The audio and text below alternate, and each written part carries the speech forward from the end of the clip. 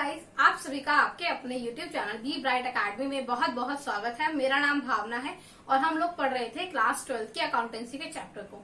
ये इस चैप्टर का 8th वीडियो है। स्टार्टिंग के 7 पार्ट्स में हमने थ्योरी पोर्शन को कवर अप किया था। अगर आपने वो वीडियोस नहीं देखे हैं तो आप देख सकते हैं। मैं उन वीडियोस का लिंक टॉपिक वाइज दे दूंगी कि किस वीडियो में मैंने क्या पढ़ाया है, ताकि आपको जिस टॉपिक की नीड हो आप उस हिसाब से पढ़ सकते हैं। तो चलिए आज की क्लास की तरफ हम लोग बढ़ते हैं। आज हम लोगों को पढ़ना है प्रैक्टिकल के बारे में। सबसे पहले हम लोग करने वाले हैं कि कैसे हम डिफरेंट टाइप की जो शेयर कैपिटल होती है हमारी, उसको हम कैसे बैलेंस शीट के अंदर शो करते हैं। तो चलिए स्टार्ट करते हैं। जो आज हम लोग क्वेश्चन करने वाले हैं वो क्वेश्चन नंबर 1 है हमारी एक्सरसाइज का, और इसका पेज नंबर है हमारा 7.115। तो चलिए स्टार्ट करते हैं। अब क्वेश्चन में लिखा क्या है देखिए। Gopal limited was registered with an authorised capital of ₹50 lakh. मतलब कि लिमिटेड है, उसकी ऑथराइज शेयर कैपिटल कितनी दी हुई है? ₹50 लाख की। इसके बाद हमको दिया है divided into equity shares of ₹10 each. और जो हमारी शेयर कैपिटल है वो 10 रुपए के शेयर्स में डिवाइडेड है। इसका मतलब कितना हुआ? 50 लाख के कैपिटल है, 10 से डिवाइड किया तो कितना आया? 5 लाख। यानी कि 5 लाख हमारे शेयर्स हैं और हर एक शेयर की कीमत है 10 रुपए। तो 5 लाख शेयर्स इंटू ₹10 क्या हो गया हमारा? 50 लाख रुपीज, जो हमारी ऑथराइज कैपिटल हो गई। इसके बाद हमको गिवन है the company offered for the public subscription all the shares. और कंपनी ने क्या किया है कि सारे के सारे शेयर्स को पब्लिक के लिए ऑफर में निकाल दिया है कि आप लोग इनको ले सकते हैं। इसके आगे है हमारा public applied for 4,50,000 shares and allotment was made to the all applicants. मतलब कि 4,50,000 शेयर्स को खरीदने के लिए लोगों ने बोला है कि हाँ हम लोग खरीद लेंगे, और कंपनी ने सभी लोगों को शेयर्स दे दिए हैं जिन्होंने भी मांगे थे। अब इसके आगे है हमारा all the calls were made and were duly received accept the final call of ₹2 पर शेयर ऑन 500 शेयर्स। इसके बाद बोला है कि सारी की सारी कॉल्स जो थी, मतलब जितने भी बार पैसे मंगाने थे कंपनी ने मंगा लिए। सिर्फ फाइनल कॉल के जो ₹2 थे वो 500 शेयर होल्डर्स ने नहीं दिए हैं। मतलब जिन्होंने 500 शेयर्स खरीदे थे उन्होंने ₹2 नहीं दिए हैं। तो मतलब टोटल कितने रुपए हमें नहीं मिले हैं? 1000 रुपए। 1000 रुपए कैसे आया? 500 शेयर थे और हर एक शेयर पे ₹2 नहीं मिले। तो 500 शेयर इंटू ₹2 कितना हो गया हमारा? 1000 रुपीज। तो इतने पैसे हमें नहीं मिले हैं। अब हमें करना क्या है? हमें क्वेश्चन में बोला है prepare the balance sheet of the company showing the different types of share capital. हमें हमारी बैलेंस शीट बनानी है कंपनी की और दिखाना है कि कौन कौन सी शेयर कैपिटल कैसे शो की जाती है। हम इसके अंदर नोट्स टू अकाउंट्स भी बनाएंगे ताकि हम देख सके कि हाँ ये अमाउंट कैसे कैसे आया है। तो अब हम लोग देखते हैं कैसे करना है इस क्वेश्चन को। सबसे पहले हम लोग क्या करते हैं? फॉर्मेट बना लेते हैं। तो एक तरफ में बना लेती हूँ फॉर्मेट बैलेंस शीट का और दूसरी तरफ में बना लेती हूँ नोट्स टू अकाउंट्स का। हमने अपना फॉर्मेट बना लिया है। अब हम लोग क्वेश्चन को करना स्टार्ट करते हैं। अब सबसे पहले हमारी जो बैलेंस शीट होती है उसके अंदर हमारा फर्स्ट हेडिंग होती है इक्विटी एंड लायबिलिटीज। उसको लिख लेते हैं। First point is equity and liabilities. और इसके अंदर सब हेडिंग जो होती है वो हमारी होती है शेयर होल्डर्स फंड। अब शेयर होल्डर्स फंड लिख लेते हैं फर्स्ट पॉइंट डाल के, शेयर होल्डर्स फंड। और शेयर होल्डर्स फंड में हमारी 2 चीजें आती हैं। एक हमारी आती है शेयर कैपिटल, दूसरी होती है रिजर्व एंड सरप्लस। अब यहाँ पर रिजर्व एंड सरप्लस का कोई पॉइंट अभी हमारे को गिवन नहीं है, इसलिए उसको तो हम नोट डाउन नहीं करने वाले हैं। लेकिन शेयर कैपिटल के बारे में हमें बताया गया है तो हम उसको नोट डाउन कर लेते हैं। तो फर्स्ट पॉइंट इसके अंदर हमारा आने वाला है शेयर कैपिटल। अब जो शेयर कैपिटल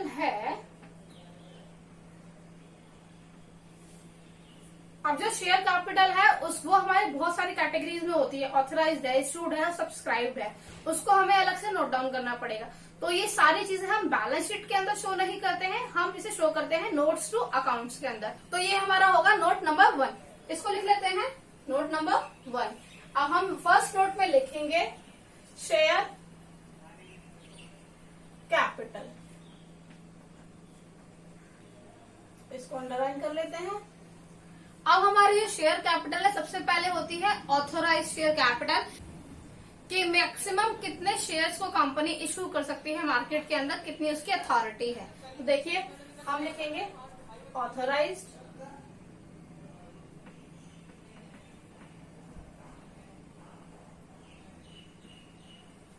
शेयर कैपिटल। अब देखिए हमारे पास कितने शेयर्स थे? हमारे को टोटल 50 लाख रुपीज गिवन था और 50 लाख रुपीज को हमने कैसे डिवाइड किया था? 10 से डिवाइड किया था क्योंकि हर एक शेयर था 10 रुपीज का। तो हमारे कितने शेयर्स हो गए? 5 लाख शेयर्स हो गए। तो हम लिखेंगे 5 lakh equity shares of rupees. हर एक शेयर कितने का है? 10 रुपए का है। तो हमने लिख दिया और ये हमारा कितना फिगर हो गया? 50 लाख। अब ये हमारा क्लोज हो गया क्योंकि ऑथराइज हमारे पास इतना ही था। अब इशू कंपनी ने कितने किए थे? सारे के सारे कर दिए थे। तो इशू भी हम क्या लिखेंगे? सेम चीज लिखने वाले हैं। तो लिखते हैं इशूड शेयर कैपिटल। अब हमारी इशूड कितने हुई? 5 लाख शेयर्स थे हमारे। कौन से वाले थे? इक्विटी वाले थे। तो हमें क्योंकि शेयर्स दो टाइप के होते हैं, इक्विटी और प्रेफरेंस, तो हमको दोनों को अलग अलग लिखना जरूरी होता है। और 10 रुपए के हमारे शेयर्स थे। तो ये भी हमारा कितना हुआ? 50 लाख रुपीज। इसको भी हम यहाँ पर नोट डाउन कर लेते हैं। अब हमने ऑथराइज शेयर कैपिटल लिख दिया, इशूड भी लिख दिया। इसके बाद हमारा आता है सब्सक्राइब शेयर कैपिटल कि कितने लोगों ने सब्सक्राइब किया है। देखिए, सब्सक्राइब शेयर कैपिटल। अब जो हमारी शेयर कैपिटल होती है वो दो टाइप की होती है। कौन कौन सी? पहली वाली हमारी होती है जिसमें कि लोगों ने सब्सक्राइब किया होता है, सारे के सारे पैसे दे दिए होते हैं, यानी कि subscribe and fully paid up. और दूसरी हमारी होती है कि जिसमें लोगों ने पूरे पैसे नहीं दिए होते हैं या कंपनी ने पूरे पैसे मंगाए नहीं होते हैं। वो कौन सी होती है? Subscribe but not fully paid up. अब क्वेश्चन में हमें साफ साफ बोला है कि 500 ऐसे शेयर्स हैं जिन्होंने पैसे नहीं दिए हैं 2 रुपए के हिसाब से। तो ये कौन सी कैटेगरी वाला हमारा हो गया? Subscribe but not fully paid up. अब हम इसको लिख लेते हैं। इसलिए अब सब हेडिंग आएगी subscribe but not fully paid up। Subscribe तो कर लिया लेकिन के पूरे पैसे हमें नहीं दिए हैं। अब हमारे इसमें टोटल शेयर्स 4,50,000 शेयर थे और 10 रुपए के हिसाब से थे। लिखते हैं उसको। तो हमारे शेयर्स थे 4,50,000 इक्विटी शेयर्स ऑफ ₹10 ईच। कितना हो गया? 45 लाख। अब इसमें से कितने नहीं दिए हमको? हमें माइनस करना पड़ेगा। कितने नहीं है हमारे पास? Less calls in arrear. जो पैसे हमें नहीं मिलते हैं हम उसे बोलते हैं कॉल्स इन एरियर्स। अब हमें कितने पैसे नहीं मिले हैं? देखिए, 500 शेयर्स थे और उस पे हमको नहीं मिले हैं ₹2 ईच, मतलब कि 1000 रुपए हमको नहीं मिले हैं। तो वो हमको यहाँ से माइनस करना पड़ेगा। अब 45 लाख में से 1000 हम माइनस करेंगे तो आएगा हमारा 44,99,000 रुपीज। अब ये हमारा हो गया subscribed and not fully paid up. और यही हमारी शेयर कैपिटल है जिसको हम बैलेंस शीट में नोट डाउन करने वाले हैं। तो चलिए नोट डाउन कर लेते हैं। यहाँ पर हमने 44,99,000। अब इसके बाद हमारी बैलेंस शीट के अंदर क्या आता है? Non current liabilities. अब नॉन करंट लायबिलिटीज का हमें फिगर नहीं गिवन है तो हम कुछ नहीं लिखने वाले हैं, बस हम बैलेंस शीट को बना रहे हैं। Non current liabilities. अब हमें फिगर नहीं है तो नहीं लिखते इसको। और इसके बाद आता है हमारा करंट लायबिलिटीज। तो हम करंट लायबिलिटीज को भी ऐसे ही लिखकर छोड़ देंगे और इसके बाद हम लोग टोटल करेंगे। अब ये टोटल कितना होगा? एज इट इज रहेगा 44,99,000। और यहाँ पर हम लिख देते हैं ये है हमारा टोटल। अब इसके बाद हमारी बैलेंस शीट में सेकंड हेडिंग आती है एसेट्स की। एक साइड हमने लायबिलिटीज और इक्विटी को लिख दिया, दूसरी साइड हमारा आने वाला है एसेट्स। अब एसेट्स हमारी दो कैटेगरीज की होती हैं। पहली होती है हमारी नॉन करंट और दूसरी होती है करंट। तो नॉन करंट को लिख लेते हैं। अब नॉन करंट हमें कुछ गिवन नहीं है तो इसका भी हम फिगर नहीं लिखने वाले हैं। तो नॉन करंट एसेट्स। और नॉन करंट के बाद सेकंड नंबर पे करंट एसेट्स। अब जो करंट एसेट्स हैं इसकी भी बहुत सारी सब कैटेगरीज होती हैं। अब इसमें से हमको क्योंकि सिर्फ कैश और बैंक के बारे में लिखना है तो हम क्या लिखेंगे? कैश एंड कैश इक्विवेलेंट्स को लिख लेते हैं। Cash and cash equivalents.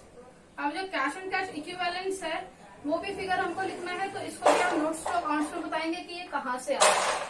तो देखिए लिखते हैं, हमारा ये नोट नंबर 2 हो गया। इसमें हम लिखेंगे कैश एंड कैश इक्विवेलेंट, और यहाँ पर हम लिखते हैं कैश एट बैंक। अब कैश एट बैंक कितना होगा, जितने लोगों ने हमें पैसे दिए होंगे, और टोटल लोगों ने कितने पैसे दिए हैं हमको 44,99,000, तो यही हमारा कैश एट बैंक में आएगा। तो लिख लेते हैं 44,99,000, ये हमने लिख लिया, ये हमारा कंप्लीट हुआ। इसको हम फाइनल बैलेंस शीट में लिख लेते हैं 44,99,000, ये हमारा।